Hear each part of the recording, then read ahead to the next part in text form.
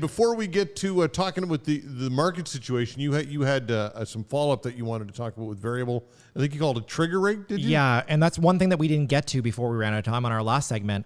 No one's really talked about the trigger rate. And, it's something that's certainly being more top of mind right now. For those of you who are in a variable mortgage, this is the version where the payment is static and the amortization changes. You may be getting a call, a letter, an email from your financial institution saying that you need to make a lump sum payment or your payment needs to increase. Because for those borrowers who got a variable mortgage with a static payment when the rates were low, obviously their payment has not increased, and the amount of their payment that's going towards principal now has been eroded. Mm-hmm. And that is not acceptable. You can never owe more than basically what you borrowed. Right. So many borrowers are now getting close to that trigger rate if they have not already. So I think it would be very prudent if you are in a traditional variable mortgage where the payment does not change, proactively do a payment increase. Mm-hmm. Everybody who's been in an adjustable rate has done it because they want to keep their amortization in line. Yeah. So that's something to think about, maybe take some action. We're certainly talking to some of those folks that are in those variable mortgages, and we're talking about kind of what the best solution is for them. So, look at your situation and potentially take some action now proactively. Okay, so you wanted to talk about the market. You wanted to spend some time discussing that. Mm-hmm. Obviously, that's always front of mind for buyers and sellers and everybody involved along the whole thing for obvious reasons. But this has been a wild ride, this market thing nationally, right? This whole thing. It's not just in Halifax, really across the country. And I think in some areas of the country, the ride has been even wilder. Yeah.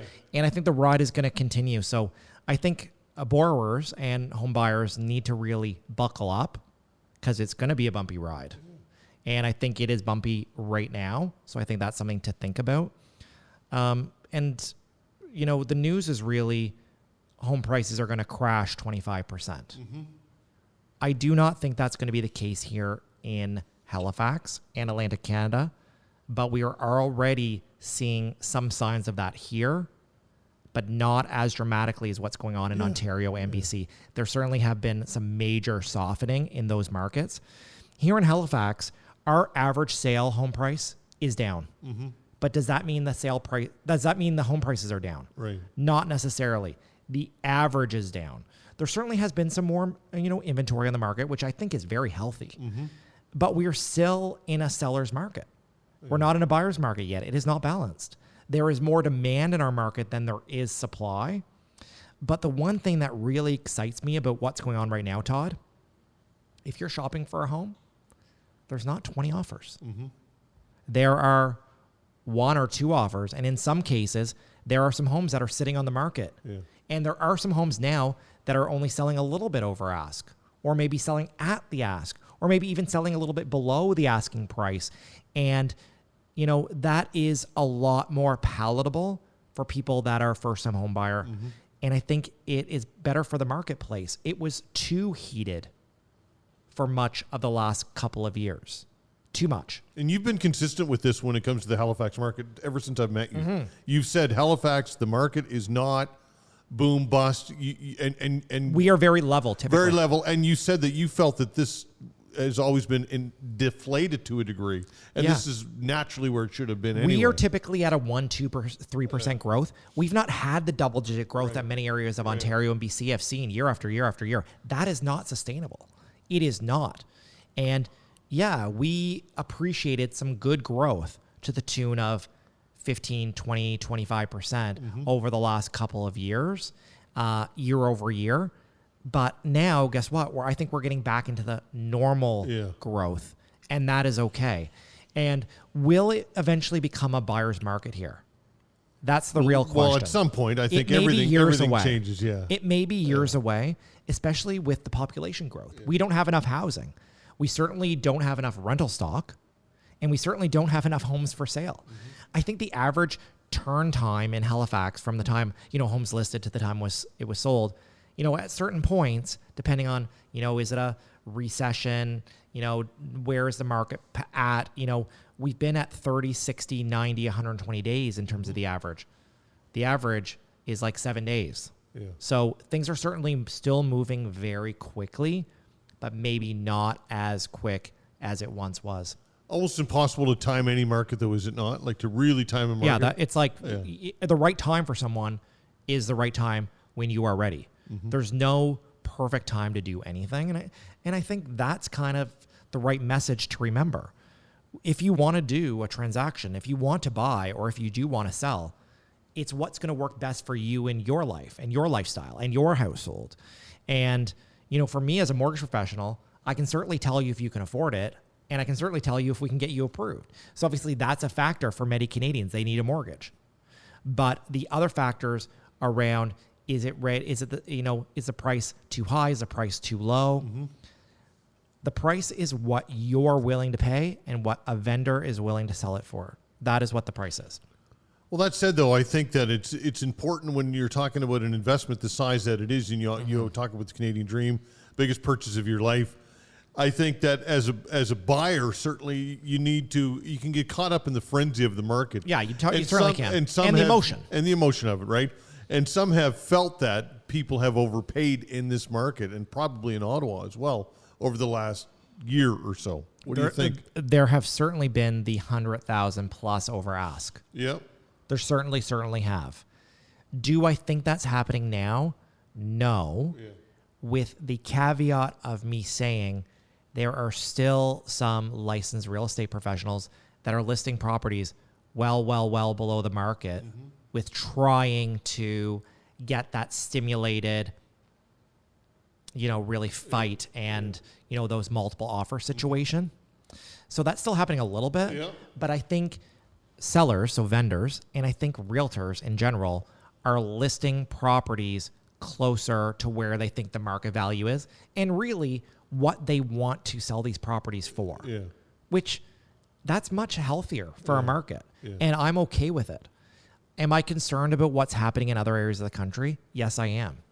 We certainly have people that are moving from Ontario, from Ottawa, from Toronto, from other markets within Ontario, and they're having a hard time selling their homes because not only is the market slow, there now is more inventory maybe than there are buyers. So maybe it's turning slightly more into a buyer's market in some of these bigger areas.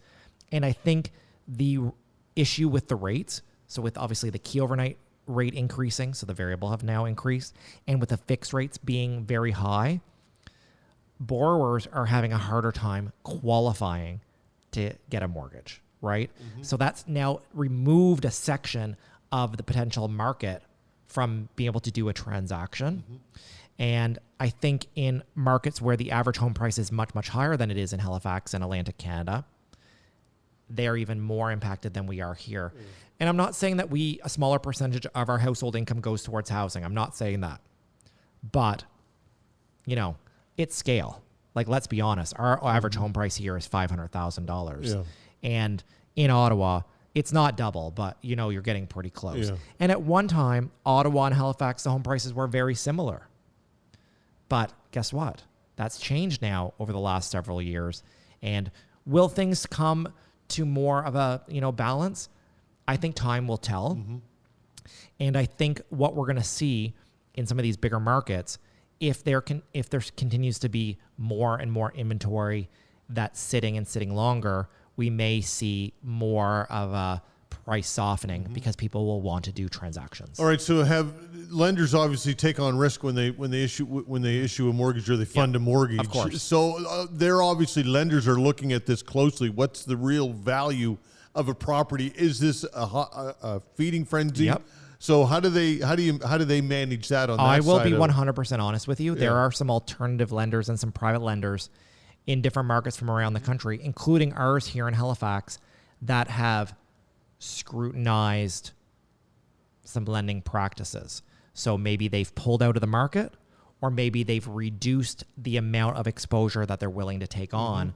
A lot of alternative lenders and private lenders, they would finance up to 80% of the market value of the home.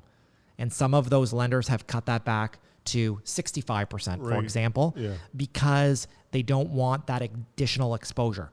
And with them cutting it back to 65%, if the prices do soften, they still have that buffer and they're still in a very safe position, and maybe in that same position they would be if they would have previously like financed at 80%. Right. Will that continue? They're watching and they're being cautious. Obviously, in Halifax, I'm very optimistic. I have to be optimistic. I'm in the business of optimism. The other markets from across the country, I am less optimistic, just due to the sheer average home price. Right. Just so much more. How about high ratio mortgage, CMHC, these insurers? Is there some concern they may be overexposed? I would say not in the big markets because they only insure purchases up to $999,000. So there's only so much exposure that they can have. CMHC is 100% obviously government owned, and it's a Crown corporation, and they provide 100% coverage to the lender on any losses.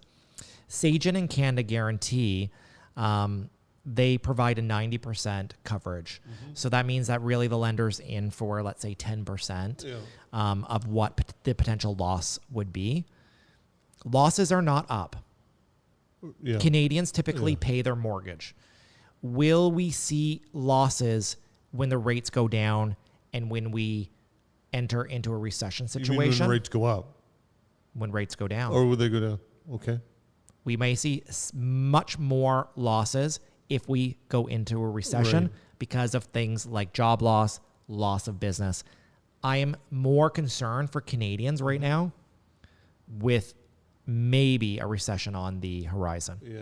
Yeah, which is 2 consecutive quarters of loss, correct? GDP loss. Yeah. Yeah. And, you know, again, there are long-lasting implications to these rate increases, and there's long-lasting implications to a recession.